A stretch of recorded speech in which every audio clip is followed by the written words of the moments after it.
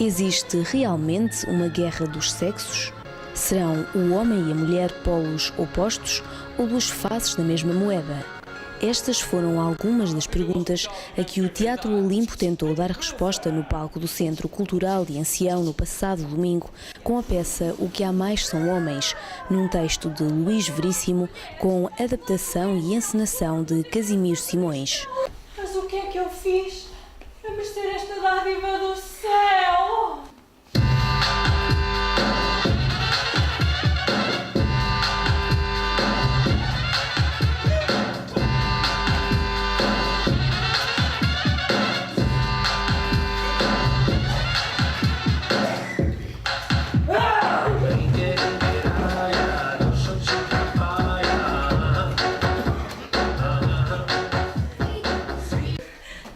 O que é que vocês acham que eu devo fazer?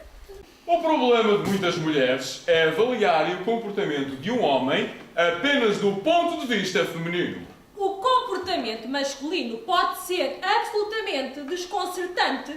Esta peça surgiu em 2009, numa fase em que havia alguma indefinição, não sabíamos muito bem o que é que havíamos de fazer e nessa altura nós achámos que era interessante pegarmos ou começarmos a trabalhar alguns contos do Luís Fernando Veríssimo, o escritor brasileiro.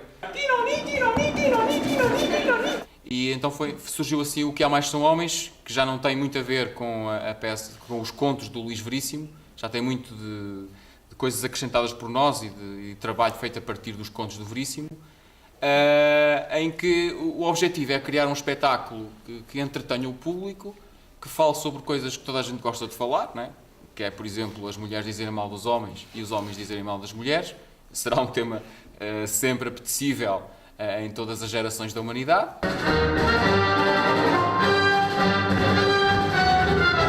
Qualquer pessoa pode ser reeducada, não é assim? Bem, e se descobrir como fazê-lo? Se deixássemos esta conversa de chacha e falássemos de algo realmente importante para os senhores espectadores. Esta foi a segunda peça representada em Ancião, num fim de semana em que se assinalou o Dia Mundial do Teatro. Na noite anterior esteve em cena o grupo de teatro Apolo de Ourém com a peça Na Terra dos Sonhos.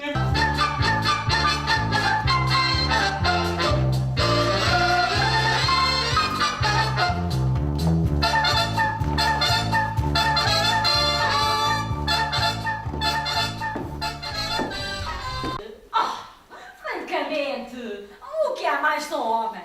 Nélia, Juliana e Laura. Cabe a nós mulheres ter critérios e selecionar os melhores para o bem da nossa espécie. É uma mulher já muito vivida, como ela própria diz, já teve inúmeros namorados, mas nem sequer pensa em casamento, porque acha que há de haver um dia um homem ideal que há de aparecer.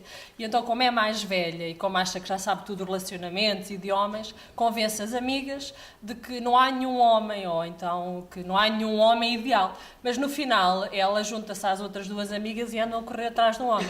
Basicamente, apesar de já ter tido inúmeros namorados, continua à procura do homem ideal, como ela própria diz. Eu acho que se nota muito pela peça que a Nélia é extremamente influenciável. Extremamente.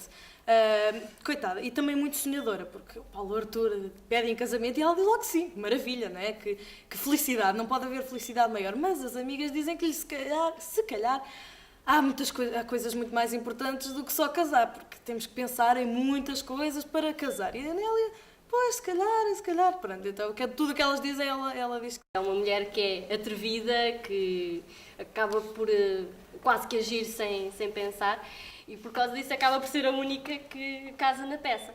Só que ao mesmo tempo que ela é uma pessoa que é atrevida, ao mesmo tempo também é precipitada, como a própria coisa indica, e só depois de estar casada é que ela se apercebe que o homem afinal tem algumas coisas que afinal não são do agrado dela.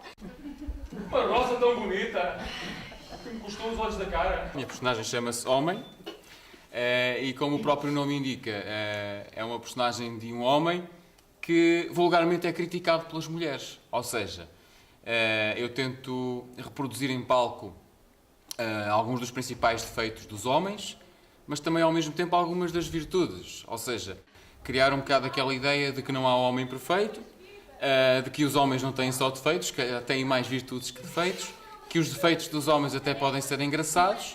Iguais, semelhantes ou diferentes. 3 palavras que ao longo dos anos têm dado origem a diversas reflexões sobre quem e como são as mulheres e os homens.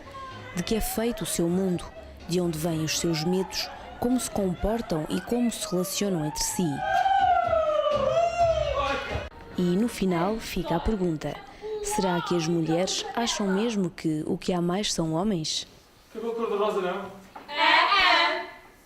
Cor de laranja? Azul bebê? Gaita, vocês são umas chatas!